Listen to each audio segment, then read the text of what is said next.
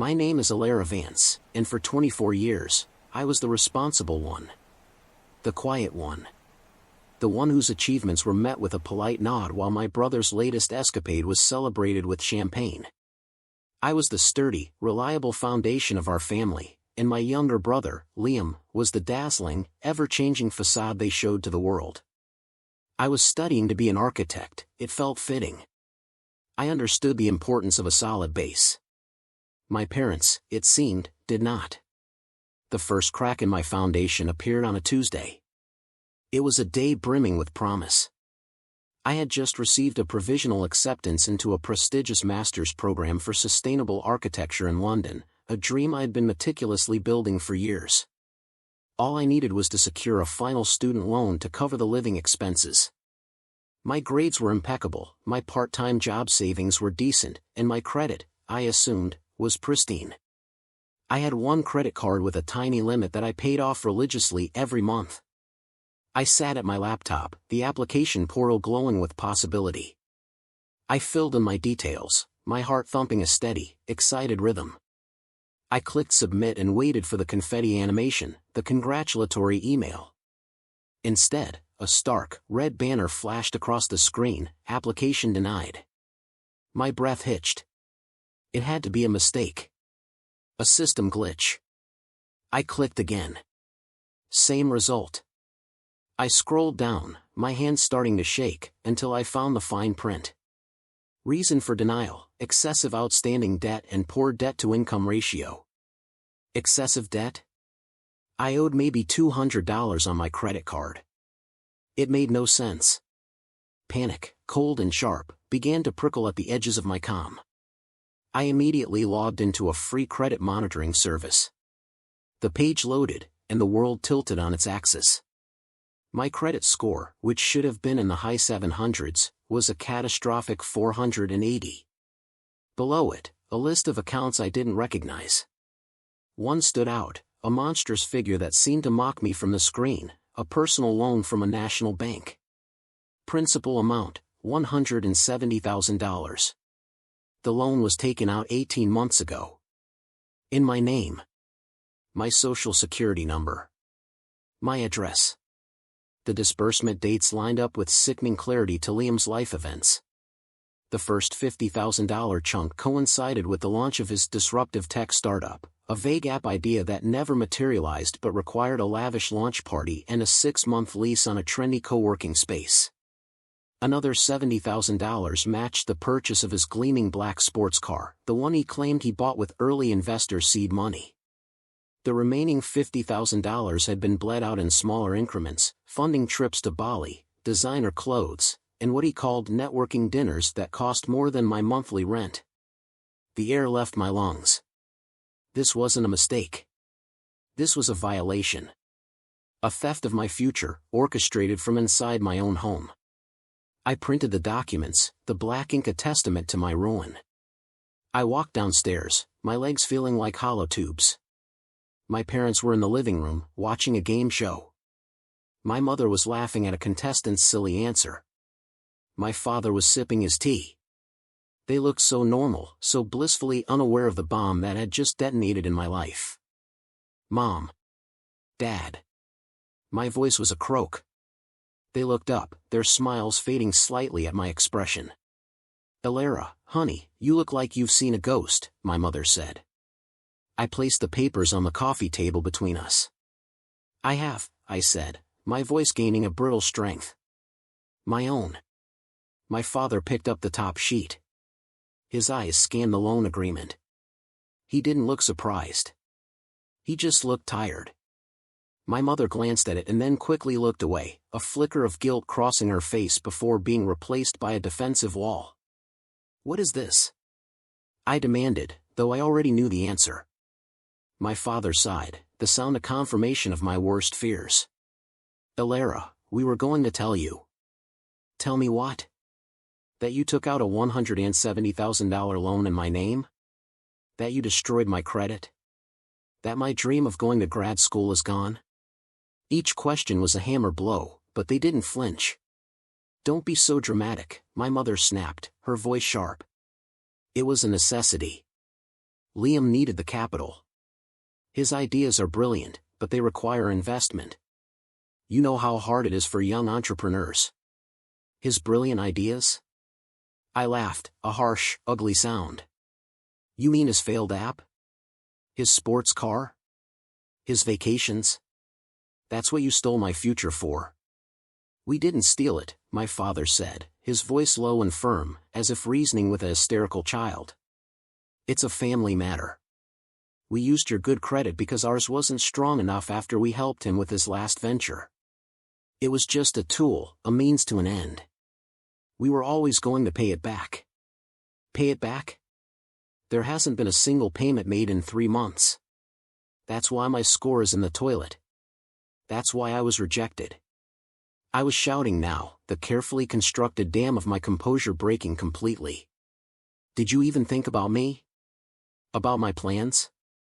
Or was I just a convenient resource you could tap dry? Just then, the front door opened, and in walked the golden brother himself. Liam breezed in, smelling of expensive cologne and oblivious joy. Hey, what's all the yelling about? He asked, tossing his car keys onto the table. They landed right next to the loan documents. He glanced down, his eyes widening for a fraction of a second before a familiar, charming smirk settled on his face. Oh, that, he said, as if it were a minor parking ticket. Relax, L. It's all under control. Under control? I whispered, the betrayal so profound it was suffocating. You've ruined me. Don't be a baby, he scoffed. It's just money. I'm about to close a huge deal. I'll pay it all back, you'll see. He turned to our parents. She's overreacting, as usual. My mother nodded in agreement. Alara, your brother is trying his best. You need to be more supportive. I looked at their 3 faces, my mother's dismissive glare, my father's weary resignation, my brother's arrogant nonchalance. They were a united front. And I was the outsider. The foundation they had willingly sacrificed to keep their precious facade from crumbling. In that moment, something inside me didn't just crack, it shattered into a million pieces. The love, the duty, the years of quiet acceptance, all of it turned to dust. All that remained was a cold, hard resolve. They thought I was the quiet one. The responsible one. They were about to find out what a responsible person does when their life is systematically dismantled by the people who were supposed to protect them. They thought it was under control. They had no idea what I was about to do. The days following the confrontation were a masterclass in gaslighting. My family operated as if nothing had happened, a strategy they had perfected over years of enabling Liam. My mother would hum in the kitchen, offering me coffee and asking if I'd calmed down yet. My father would retreat behind his newspaper, his silence a heavy blanket of disapproval. Liam treated me with an infuriating pity, as if my distress were a cute but inconvenient character flaw. Look, L, he'd said one morning, cornering me in the hallway, I'll give you a couple thousand to tide you over. Just stop making Mom and Dad upset. He didn't get it. He never would. To him, my future was a line item on his budget, an expense he could defer. They all saw my pain as an overreaction, a temporary storm that would pass. They were wrong. It wasn't a storm, it was a climate change. The entire ecosystem of our family had been irrevocably altered, and I was the one adapting to the new, harsh environment. My first step was to move out. I packed 2 suitcases with my most essential belongings, clothes, textbooks, and the architectural models I'd painstakingly built. I didn't say goodbye. I left a simple note on my perfectly made bed, I need some space. It was the understatement of the century. I crashed on the lumpy couch of my friend, Chloe, who looked at me with wide, sympathetic eyes and handed me a glass of cheap wine without asking a single question until I was ready to talk. For 48 hours, I let myself grieve. I cried for the girl who believed in family loyalty, for the future that had been stolen, for the trust that could never be rebuilt. Then, on the 3rd day, I woke up with a clarity that was as cold and sharp as a shard of glass. Grief was a luxury I couldn't afford. Action was a necessity. I was an architect. Architects don't just mourn a condemned building, they draw up new blueprints. My first call was to a pro bono legal aid service. The lawyer on the phone, a woman named Ms. Davies, listened patiently as I laid out the story. Her voice was calm and devoid of judgment, but her words were stark. "Ms. Vance," she said, after I finished, "what your parents and brother have done isn't just a family matter. It's a felony. It's identity theft and loan fraud. You have two options. Option 1, you accept the debt. You spend the next 20 to 30 years of your life paying off your brother's lavish lifestyle. Your professional ambitions will be delayed, if not destroyed. You will live under a mountain of financial stress." I felt my stomach clench. "And option 2? Option 2, she continued, her tone serious, is you fight back. You file a police report for identity theft. You submit that report to the bank and the credit bureaus as part of a fraud affidavit. This is the only legal way to have the debt removed from your name. However, you need to understand the consequences. This will launch a criminal investigation into your parents and your brother." The words hung in the air. A criminal investigation.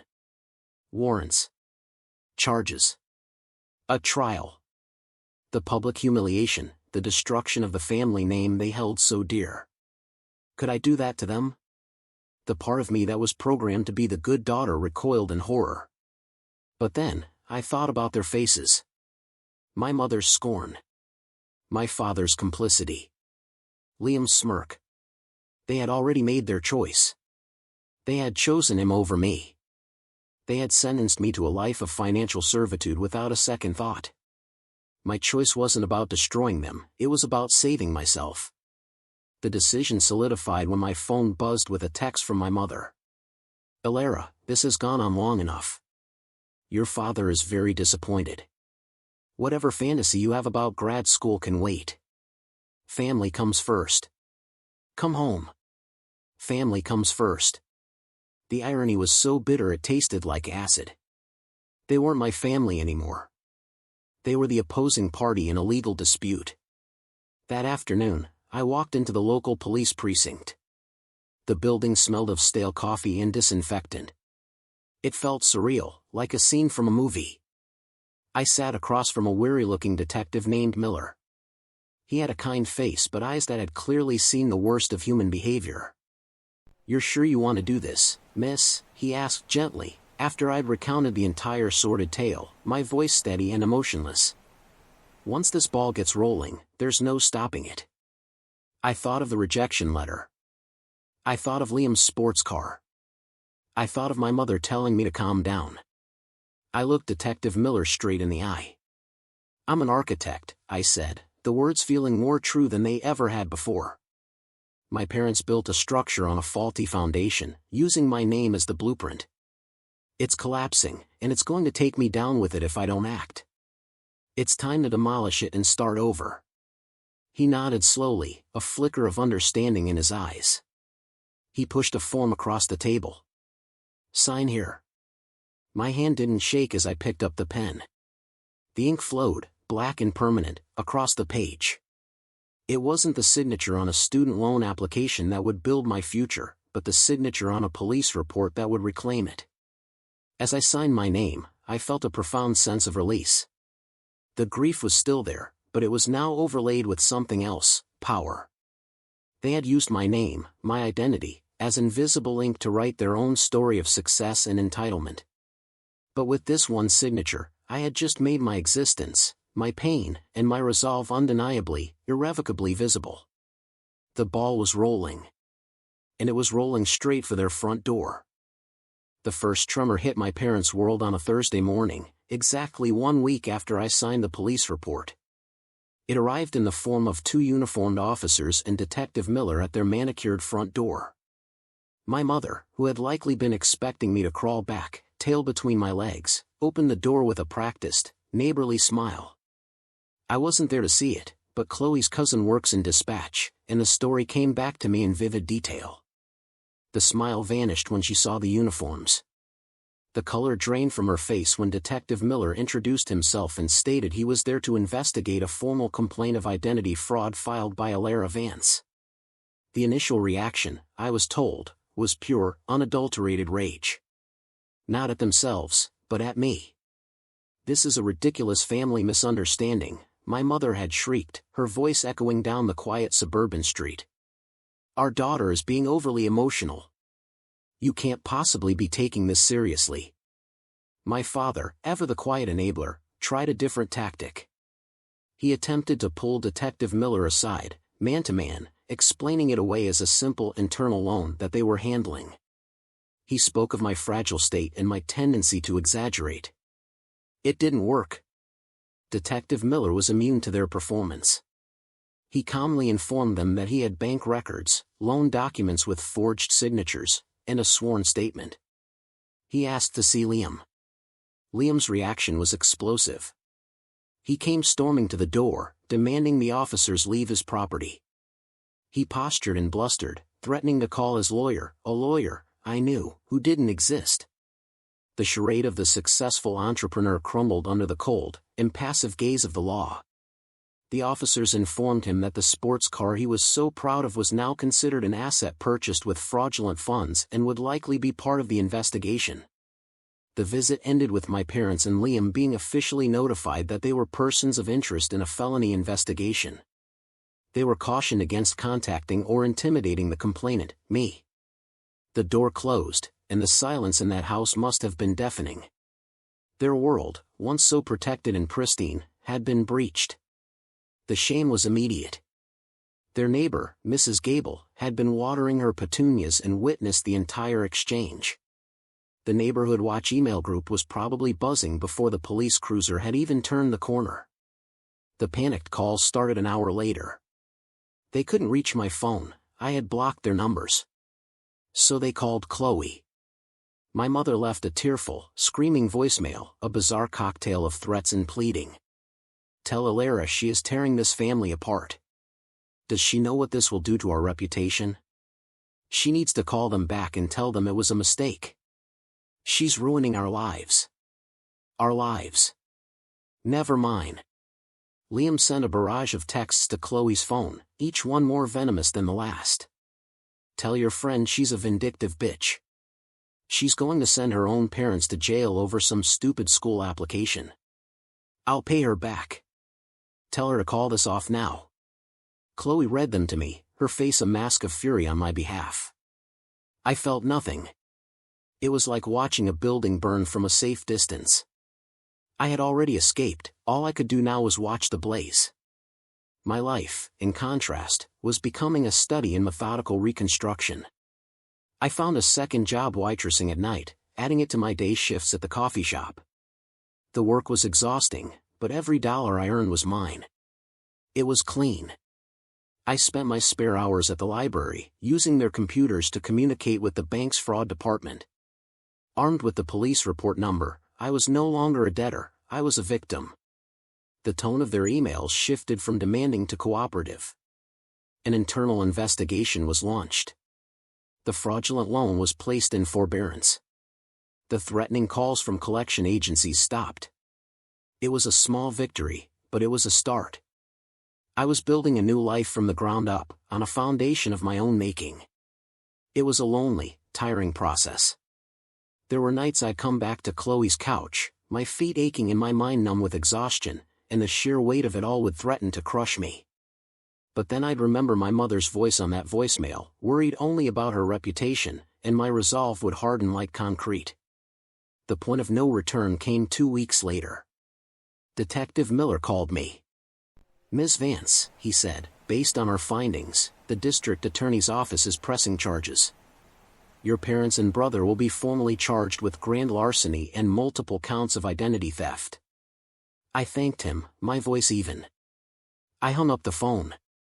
There was no joy, no sense of triumph. Just a quiet finality. The bridge back to my old life was gone, and I had been the one to light the match. That evening, a letter arrived, slipped under Chloe's door. It was from my father. His handwriting, usually so neat and controlled, was shaky. "Alara, It began. I don't understand how you could do this. We are your parents. We have given you everything. A mistake was made, yes, but to bring in the police, to shame us like this? There are some things that should never leave the family. You have crossed a line. You are destroying your father and mother. I hope you're happy. I read the letter once, then twice. We have given you everything. The words were a bitter joke. They had given me a roof over my head, yes, but they had taken the sky. They had fed me, but they had starved my dreams. He still didn't get it. His regret wasn't for hurting me, it was for getting caught. I walked to the small kitchen, turned on the gas stove, and held the letter to the blue flame. I watched as my father's words, his accusations, his self-pity, curled into black ash and floated away. It was a baptism by fire. The old Alara was gone, burned away with the letter. The new one, the architect of her own life, was ready to build. The formal charges were a wrecking ball to the carefully curated facade of the Vance family. What was once a private misunderstanding became public record. The local news website even ran a small story, local couple and son charged in financial scheme targeting daughter. The headline was clinical, but the impact was devastating. The house of cards my parents had built on a foundation of lies and favoritism began to collapse, one card at a time. The first to fall was their social standing. My mother, who thrived on her role as the matriarch of a successful family, became a pariah. Invitations to neighborhood barbecues and book club meetings dried up. Friends would cross the street to avoid her at the grocery store. The whispers followed her everywhere. The shame, which she had been so terrified of, was now her constant companion. Next came the financial ruin. They had to hire a real lawyer this time, not a hypothetical one for Liam to boast about. The legal fees were astronomical. They drained their savings, cashed in their retirement funds. They put the house, the very symbol of their suburban success, up for sale. The for sale sign on the lawn was a monument to their spectacular failure. But the most satisfying collapse, from my distant vantage point, was Liam's. Without the steady, illegal infusion of cash, his golden life tarnished overnight. The huge deal he was about to close was, of course, a fantasy. His sports car was impounded by the police as evidence. His fair-weather friends, the ones who had flocked to his open bar tabs and lavish parties, vanished like smoke. He was forced to get a job. Not as a CEO or a visionary founder, but as a stock boy at a big-box retail store. I heard from Chloe, who heard it from a friend, that he was seen unloading pallets of toilet paper, his designer jacket replaced with a red polyester vest. The entitlement was stripped from him, layer by layer, by the sheer, grinding reality of a minimum wage life. For the first time, Liam was facing a consequence he couldn't charm or buy his way out of. The regret began to set in for my parents then. But it was a selfish, shallow regret, born of their own suffering. It wasn't about the future they had stolen from me, but the comfortable life they had lost for themselves. This became clear when a second letter arrived, this time from my mother. Her handwriting was a frantic scrawl. It was a long, rambling letter, filled not with apologies, but with a detailed accounting of their misery. The lawyer is costing a fortune. We have to sell the house, our home of 30 years. Your father isn't sleeping. Liam lost his car. The neighbors look at us like we're criminals. The most telling line was buried in the middle. I see now that we should have handled things differently. We made a mistake. If you would just tell the DA you forgive us, that you want to drop the charges, perhaps we can put all this behind us and be a family again. She saw it as a mistake in execution, not in principle. A tactical error. She didn't regret the act, only the outcome. She still believed that family was something she could demand, a get-out-of-jail-free card I was selfishly withholding. I didn't burn this letter. I kept it. I folded it and put it in a small box with the police report number and the original loan denial. It was a reminder. A reminder of why I couldn't go back. A reminder that their love was conditional, transactional, and had nothing to do with my well-being. While their world crumbled, mine was slowly being built. It was hard, grueling work. I worked double shifts 6 days a week, saving every penny. I moved out of Chloe's place and into a tiny room I rented from an elderly woman, my rent paid on time, in my own name. I was rebuilding my credit, one small, responsible step at a time. I was in constant contact with the bank's fraud division and the credit bureaus, submitting paperwork, making calls, and tracking my progress with the fierce focus of a project manager. I was also building a new family. A chosen family. Chloe was my rock. My coworkers at the diner became my confidants. The old woman whose room I rented, Mrs. Gable, no relation to the neighbor, would leave me a plate of food when I came home late, and we'd talk for hours. These were people who saw me, Elara, not as a resource or a supporting character, but as a person. Their support was the scaffolding that held me up as I laid a new foundation. One evening, after a particularly long shift, I sat at my small desk and logged into the credit monitoring site. My score had moved. It wasn't a huge jump, but it was there. It had climbed from the depths of 480 to 550. It was tangible proof that my efforts were working. The fraudulent loan was still on the report, but now it was marked in dispute, under investigation. Looking at that number, I felt a surge of pride that eclipsed any academic achievement I'd ever had. I hadn't just been accepted into a program, I had been accepted back into my own life. My parents had tried to write my story for me, casting me as the silent, long-suffering benefactor to their golden boy. But they had underestimated me. I wasn't a character in their story. I was the author of my own. And I was just getting to the good part.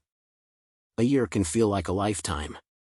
12 months after I walked into that police station, the person I was and the person I had become were two different people. The final act of my old life played out not with a bang, but with the quiet, bureaucratic finality of a courtroom. I was there, sitting in the back, a spectator to the dismantling of my own family. I came not for revenge, but for closure. To see the story through to its end.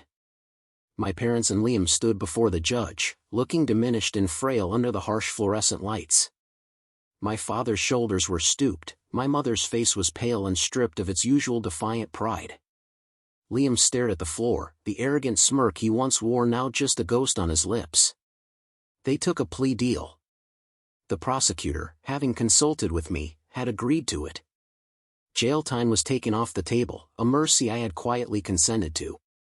My goal was never to see them behind bars, it was to sever the financial chains they had bound me with and to force them to face a consequence, any consequence. The judge's sentence was a different kind of prison. My parents were convicted of a felony, sentenced to 5 years of probation, 500 hours of community service, and ordered to pay a significant fine. They had a permanent criminal record. Their carefully constructed reputation was now officially and legally garbage. Liam was also convicted. He was ordered to pay restitution for the full $170,000. It was a debt that would follow him for the rest of his life, a financial shadow tethered to every paycheck he would ever earn from his job at the retail store. A life sentence of his own making. As the gavel fell, my parents looked back, their eyes searching the gallery. They found me. For a moment, our gazes locked. I saw no anger in their eyes anymore, only a vast, hollow emptiness. And in that emptiness, I saw a flicker of the truth they could no longer deny. They had not only lost their money and their standing, they had lost their daughter. And they knew, with a certainty that was more punishing than any prison sentence, that they could never get me back. I gave them a small, final nod, not of forgiveness, but of acknowledgement. Then I turned and walked out of the courtroom, leaving them, and my past, behind for good. 3 weeks later, the letter I had been waiting for arrived. It was from the bank. The investigation was complete. The loan had been officially classified as fraudulent. It would be expunged from my credit history. I logged into my credit portal. The $170,000 debt was gone. My score had jumped to 730. I wept, not with sadness, but with overwhelming, gut-wrenching relief. I was free. With my credit restored and my savings from a year of relentless work, I reapplied to the master's program in London. This time, when I applied for a student loan, a modest one, just for me, the approval came back in minutes. The screen flashed with a green banner, "Congratulations." Today, I am sitting in a small, bright flat in Bloomsbury, London. The air smells of rain and old books. Spread across my desk are the blueprints for my final thesis project, a design for a community center built from reclaimed materials. The structure is innovative, resilient, and self-sufficient. It is designed to stand strong on its own, drawing strength from its core, not from a weak and compromised foundation. The metaphor is not lost on me. I rarely think of them anymore. I hear bits and pieces through Chloe. My parents sold their house and moved into a small apartment across town. They are quiet now, living a life of anonymity. Liam still works his retail job. He makes his restitution payments every month. I heard he tried to apologize to me through a cousin, but I never received the message. It doesn't matter. An apology is a request for forgiveness, and forgiveness is a transaction I am no longer interested in. It cannot undo the damage, and it cannot rebuild the trust that was razed to the ground. My phone buzzes. It's a message from a group of friends, asking if I want to get a pint at the pub down the street. I smile, a genuine, easy smile that reaches my eyes. My life is my own. It's smaller and quieter than the one my parents envisioned for their family, but it's real, and it's strong, and I built it myself. They took out a $170,000 loan in my name to fund a life that was a lie. They regretted it when their world fell apart. But it was too late.